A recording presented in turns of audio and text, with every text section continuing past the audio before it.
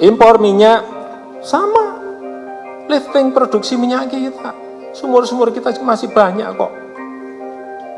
Kenapa nggak digenjot produksinya? Karena ada yang masih seneng impor minyak.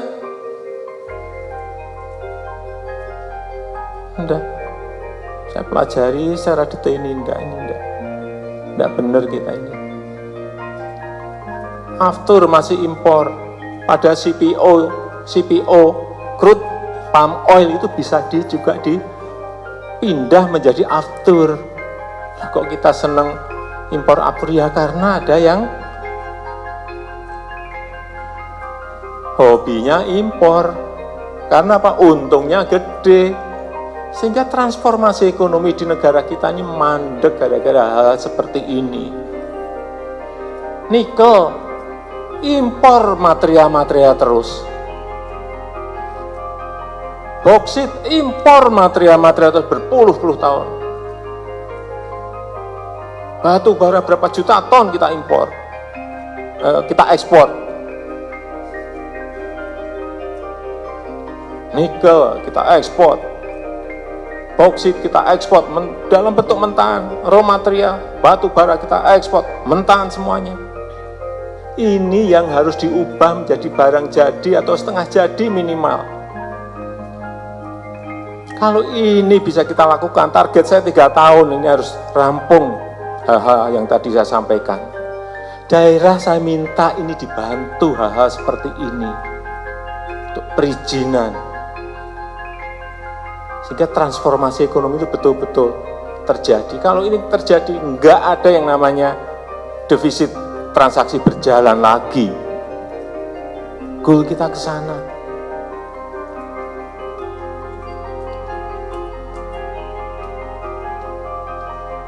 Masa kita 34 tahun enggak pernah yang namanya bangun kilang minyak? Kalau kita bisa bangun kilang minyak, itu nanti turunannya banyak sekali. Petrokimia itu kita nggak usah impor. Impor petrokimia ini gede sekali. 323 triliun impor kita petrokimia. Saya agak gitu-gitu apa, dolar kepala karena tiap hari jengkel jadi apa.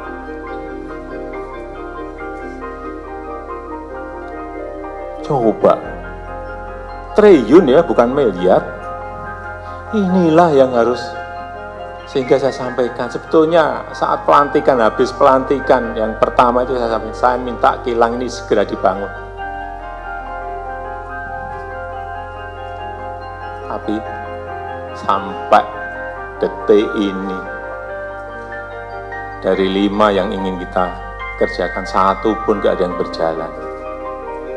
1 pun, tapi ini saya tungguin betul.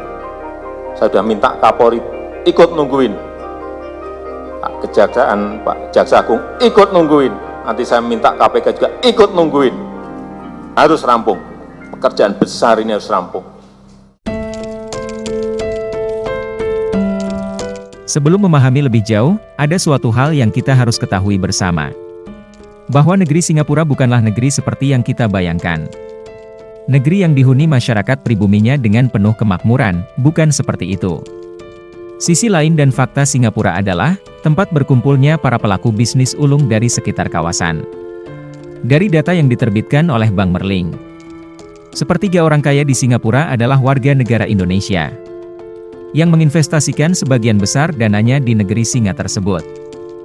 Jika sampai di sini kita sudah mendapatkan gambaran, kita akan masuk ke inti persoalan. Data lembaga keuangan Merrill Lynch menyatakan, dari sekitar 55.000 orang kaya di Singapura, 1/3-nya adalah warga negara Indonesia, dengan nilai aset mencapai 87 miliar dolar Amerika Serikat atau sekitar 1.100 triliun rupiah. Indonesia adalah salah satu negara yang memiliki cadangan minyak bumi dan gas alam terbesar di dunia. Namun apa yang seharusnya dirasakan masyarakat tidak sebanding dengan apa yang didapatkan. Indonesia selama berpuluh tahun selalu melakukan impor BBM dari negara lain. Dan yang lebih celakanya lagi, negara pengekspor BBM terbesar ke Indonesia adalah Singapura, negara yang miskin sumber daya alam. Inilah yang menyebabkan rupiah tidak bisa perkasa dan cenderung stagnan pada angka-angka tertentu. Singapura mendapatkan keuntungan 10 kali lipat dari menjual BBM ke Indonesia, yang bahan bakunya berasal dari Indonesia itu sendiri. Singkatnya, Indonesia harus membeli dolar di pasar dalam jumlah yang besar tiap tahunnya, untuk membeli kembali BBM hasil olahan minyak mentahnya tersebut. Mengapa hal ini bisa terjadi, dan kenapa Singapura selama berpuluh tahun begitu hebatnya mempermainkan bangsa Indonesia? Untuk mengolah minyak mentah menjadi BBM siap pakai, perlu adanya kilang minyak yang mengolahnya. Dan untuk membangun kilang minyak itu sendiri membutuhkan investasi yang besar dengan teknologi yang mumpuni. Dalam orientasi jangka pendek, tentu mengolahnya di Singapura lebih menguntungkan.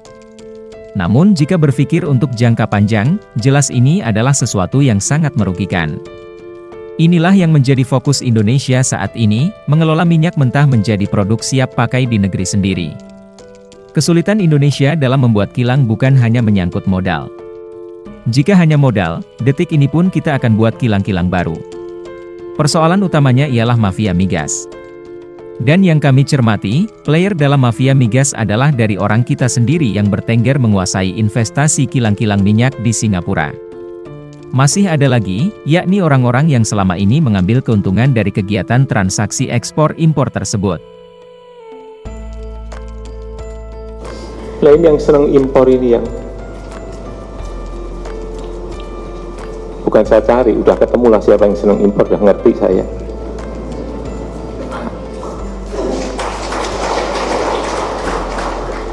Hanya perlu saya ingatkan bolak-balik, hati-hati, kamu hati-hati, saya ikuti kamu. Logika sederhananya begini, bagaimana bisa kilang minyak Indonesia terhambat kalau tidak ada persoalan politik? Dan jika kilang-kilang minyak di Singapura dimiliki oleh Singapura itu sendiri, bagaimana bisa Singapura mencampuri urusan dalam negeri Indonesia dalam menaikkan kapasitas kilang-kilang yang ada maupun membuat kilang-kilang baru? Ya, tebakan teman-teman benar. Mafia migas bukan hanya ada di ranah bisnis, tetapi juga masuk di dalam ranah politik penentu arah kebijakan pemerintah. Kenapa pemerintah kita yang dulu tidak berani melawan mafia migas? Kemungkinan besar kekuasaan yang mereka dapatkan, disponsori oleh mafia migas tersebut. Inilah kata kunci utamanya, yang membuat Indonesia sangat sulit berdaulat untuk urusan BBM.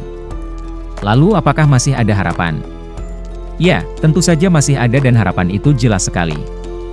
Di era pemerintahan Jokowi, Indonesia terus membenahi kedaulatan negara. Di antaranya adalah membasmi mafia migas yang sangat merugikan negara. Jokowi tidak pandang bulu, mau kamu di jajaran pemerintah sekalipun yang mendukung pemerintah, jika bermain-main dengan kepentingan rakyat, kamu akan saya basmi. Bukan kata-kata atau gertakan, tapi semua ini sudah mulai terbukti dengan meningkatnya produksi kilang-kilang minyak yang ada di Indonesia. Dan ditargetkan, di tahun 2026 kita sudah bebas dari yang namanya impor BBM. Jika ada yang perlu ditambahkan, bisa teman-teman tulis di kolom komentar. Sekian dulu video dari kami, silahkan dukung kami dengan like, komen dan subscribe. Guna mengembangkan channel ini, untuk memberikan informasi lebih tentang negara tercinta kita Indonesia. Terima kasih dan sampai jumpa di video menarik berikutnya.